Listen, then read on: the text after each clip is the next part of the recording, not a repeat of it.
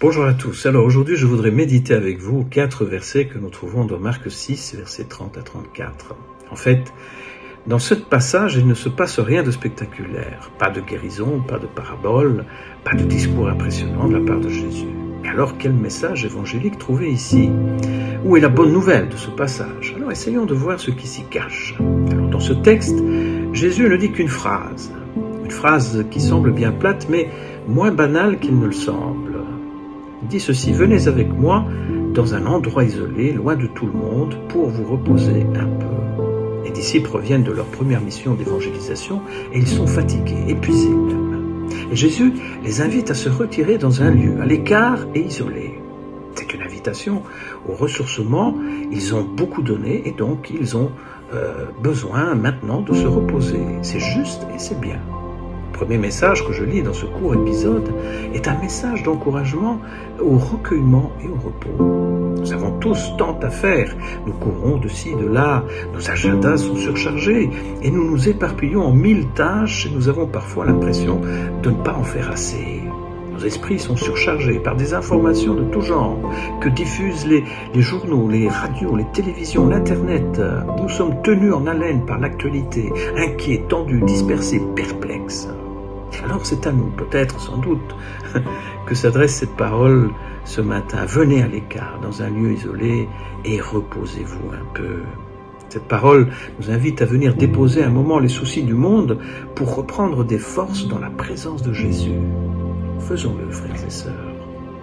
Et pour réaliser le projet de se mettre en repos dans un lieu écarté de la foule, eh bien Jésus et ses disciples embarquent et traversent le lac. Hélas, contre toute attente, la foule atteint le point d'arrivée avant la barque. Alors on imagine la surprise de Jésus et ses disciples découvrant la foule qu'ils espéraient fuir. Mais ces marcheurs qui contournent le lac et arrivent avant la barque, eh bien ça signifie quelque chose.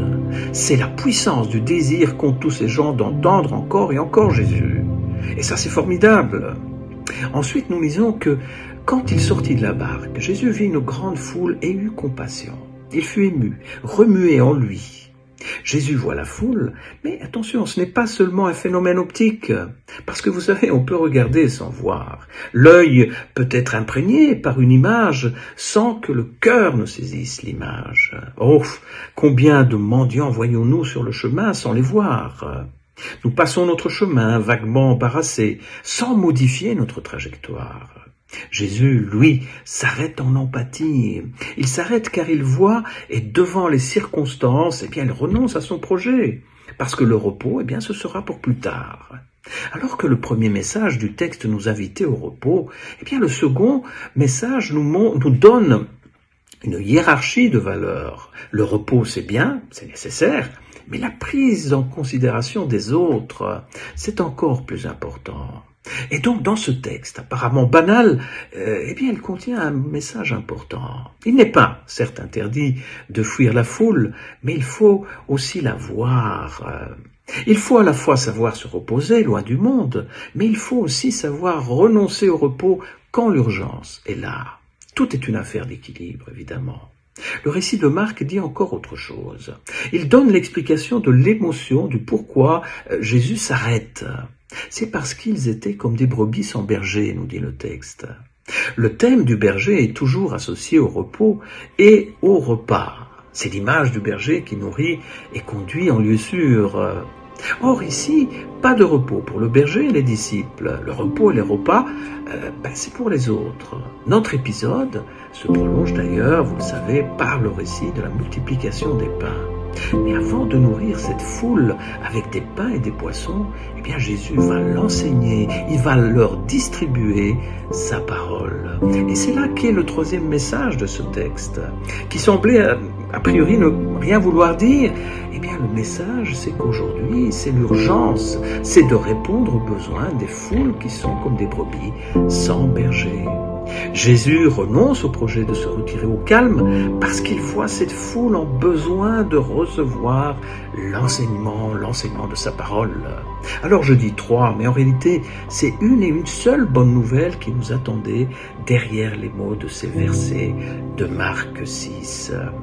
Au milieu des discours de tout genre, qu'ils soient politiques, économiques, sanitaires, qui dispersent nos esprits, sachons, frères et sœurs, recevoir pour la recueillir la parole de Jésus, le Christ, parole d'évangile qui apaise et qui instruit. Que Dieu bénisse sa parole.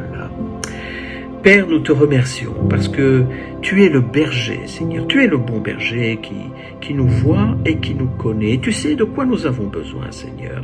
Merci pour le repos que tu nous accordes dans ta parole et merci pour la mission que tu nous donnes de poursuivre, d'annoncer la bonne nouvelle de l'Évangile.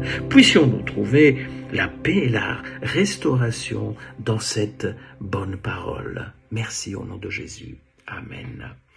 Bonne semaine à vous.